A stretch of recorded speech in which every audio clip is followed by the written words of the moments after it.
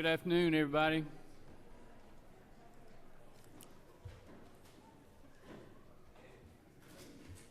Good afternoon. Thank you for your patience.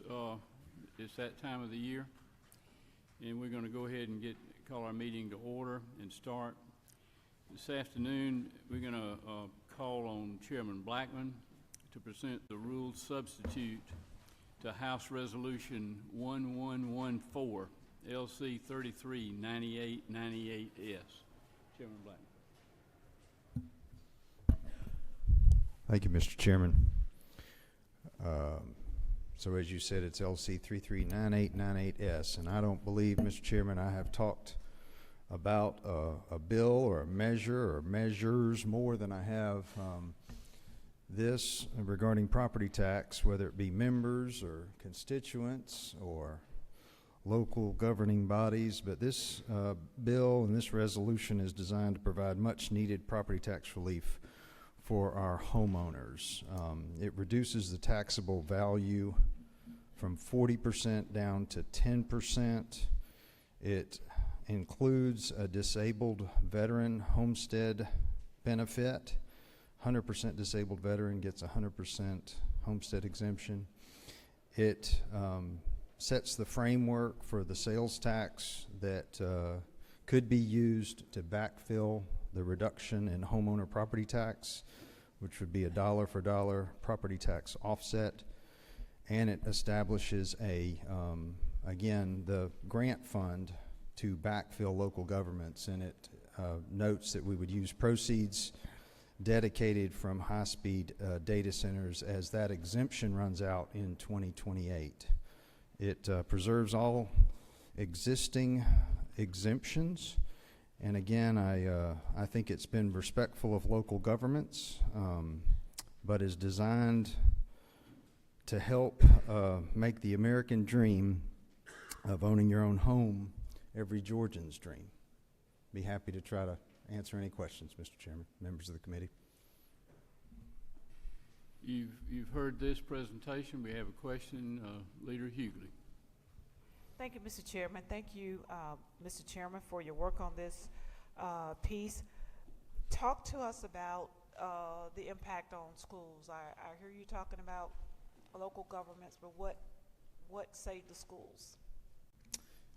Have worked very, very closely with the schools, and I think that we have come up with a plan that rolls this 40% down to 10% over a 10-year time period, and gives our local governments the opportunity to adjust year over year, and gives several opportunities in different ways to backfill those dollars, whether it be their choice to use local sales tax, whether it use growth, or whether they have to access perhaps the fund that's set up here.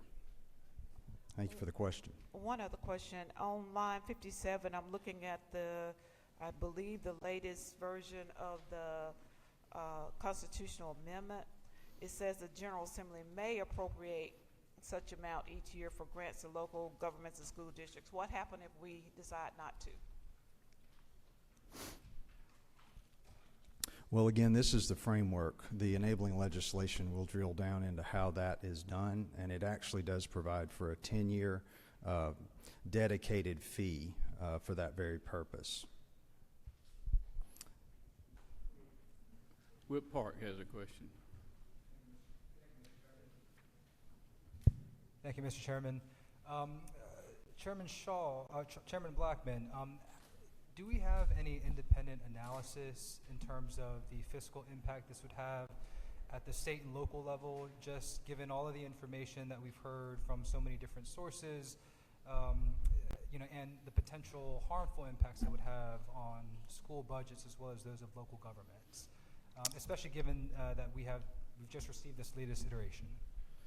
Well, I think the latest iteration, again, is coming from our local governments, and much of the analysis has been done at that level. I think we've obviously consulted with a number of experts, whether it be economists or CPAs or others, to kind of help verify, and we've encouraged local governments to share with us any of their numbers that they bring forward. If you look historically at the data, I think what is probably maybe most troubling is what we've seen in increases, and I think that is the study that is most enlightening, if you will, as to what the taxpayers have been paying over the last several years and what has been increasing in their bill as homeowners. And if you look at the some $6.4 billion increase from 2019 to 2024, or if you look at the $3.5 billion increase in the local sales tax, I think you see more than enough dollars over a period of time to give some homeowners some tax relief, much needed tax relief. Thank you for the question. Just a follow-up, if I may. Just you know, if I don't think I've received all of the materials that you may have received from ACCG or GMA. If there's something that you could share or make public so that we have a full understanding as to the impact of what we're voting on, that would be very helpful.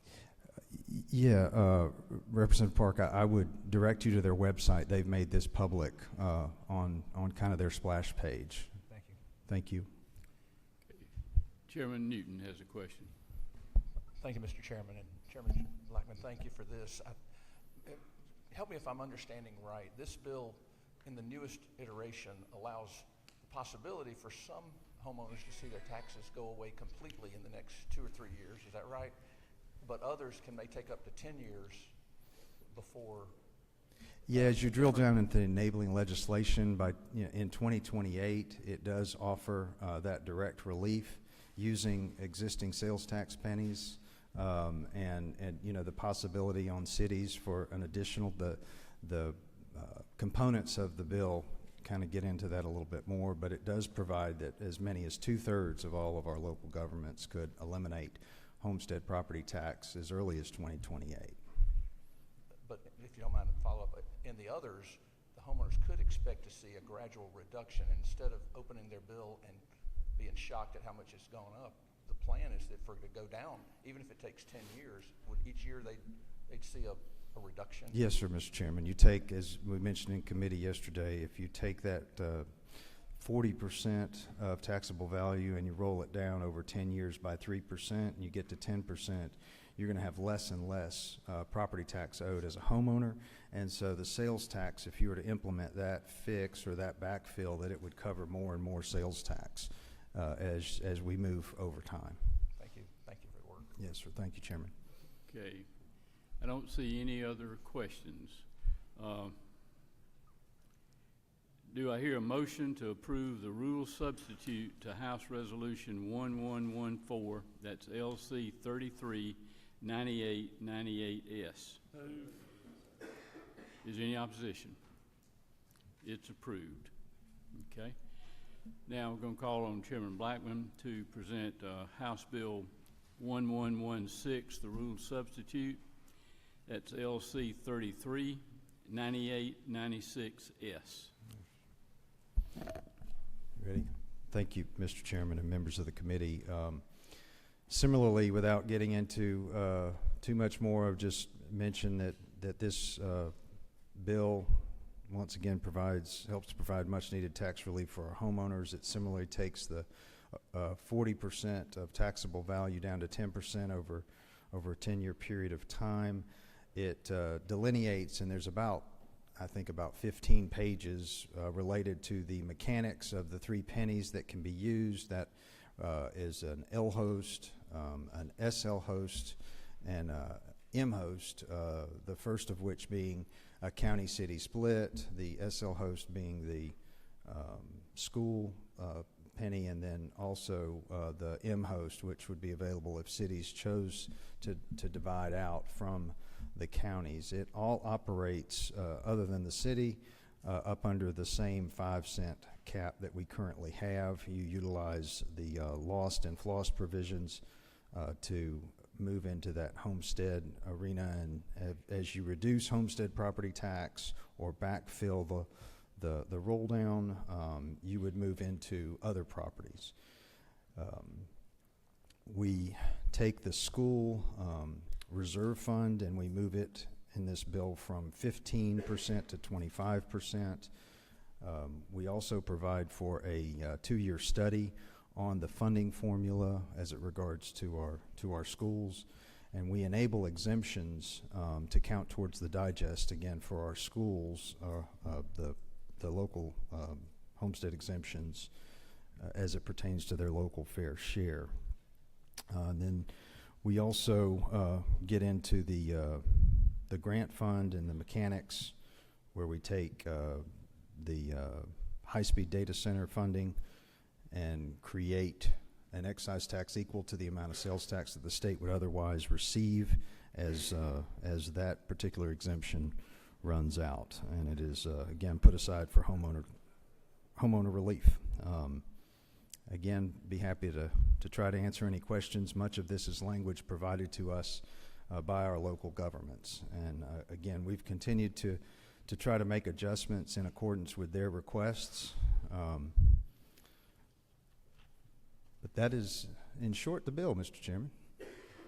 Okay, you've heard the explanation of the bill. Do we have any questions for the chairman? We do have a question. Whip Park has a question. Thank you, Mr. Chairman. So just to clarify in my mind, the structure remains the same, in which we are eliminating property taxes that would be paid for by increased sales taxes. Is that correct? Actually, you have two repurposed pennies. And again, if by referendum the cities choose to sort of bifurcate, then they could create an additional penny. So how many additional taxes is the enabling legislation creating? Additional taxes? Yes. It doesn't necessarily create any additional tax. All these are local pennies and local decisions. So with respect to the on line 106, the 5% threshold, that's not increasing the current 9-cent cap, is that correct? Or are we increasing that amount? No, it's a 5 cent and it excludes MARTA. Okay, thank you. Thank you. Okay. Don't see any other questions. Do I hear a motion to approve rule substitute to House Bill 1116, LC 339896S? So moved. Have a motion and a second. Is there any opposition? It's approved. Thank you, Mr. Chairman. Thank you, Chairman, members of the committee. Okay. Let's set us a supplemental calendar for today. March 3rd, day 26, 2026. Under structured rule, House Resolution 1114, LC 339898S. Have a motion and second. Is there any opposition? We have an objection. All those in favor of putting it on say aye. Aye. All those opposed, no. No. It's on. House Bill 1116, LC 339896S. Is there a motion? So moved. Moved and seconded. Is there any opposition? There is an objection. All those in favor say aye. Aye. Those opposed say no. No. It's on. Thank you very much. As far as I know, our next rules meeting will be tomorrow morning at 9 o'clock, and expect a good number of your friends and neighbors to be in here. We had about 40 or 50 bills come out yesterday, and I understand there's about 40 or 50 coming out today, so I think we'll have plenty to talk about. Thank you all for being here, and thank you for being flexible.